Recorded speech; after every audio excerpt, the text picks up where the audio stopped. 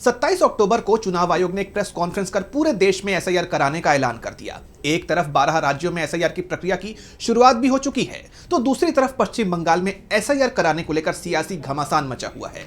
इसी कड़ी में तृणमूल कांग्रेस के नेता अभिषेक बैनर्जी ने चुनाव आयोग और बीजेपी को कड़ी चेतावनी दे दी है। तो क्या कुछ कहा है उन्होंने, जानेंगे इस रिपोर्ट में। तृणमूल कांग्रेस के नेता अभिषेक बनर्जी ने पश्चिम बंगाल में एसआईआर की घोषणा को लेकर चुनाव आयोग और बीजेपी पर बड़ा हमला बोला है। उन्होंने कड़ी चेतावनी देते हुए कहा कि अगर एक भी पात्र मतदाता का नाम हटाया गया तो बंगाल के 1 लाख लोग दिल्ली में निर्वाचन आयोग कार्यालय के बाहर धरना देंगे। बनर्जी यही नहीं रुके, उन्होंने आरोप लगाते हुए आगे कहा कि ये कवायद वास्तविक मतदाताओं को बाहर करने और 2026 के राज्य चुनाव से पहले राजनीतिक संतुलन को बिगाड़ने के लिए की गई है। एसआईआर का मतलब साइलेंट इनविजिबल रिंगिंग है और इसे मतदाताओं को प्रभावित करने के लिए डिजाइन किया गया है।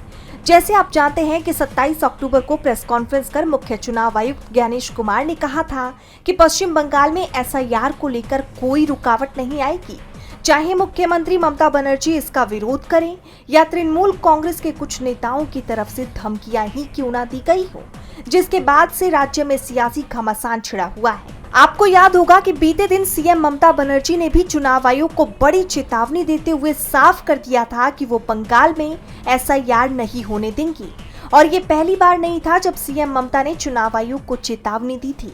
इससे पहले भी उन्होंने आयोग को चेतावनी देते हुए कहा था कि आग से मत खेलो, बंगाल कोई साधारण राज्य नहीं है, अंग्रेजों को भी यहाँ से डर लगता था।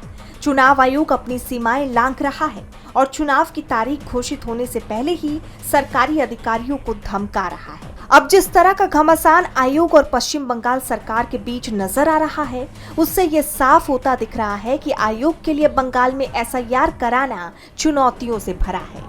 डीबी लाइव की रिपोर्ट।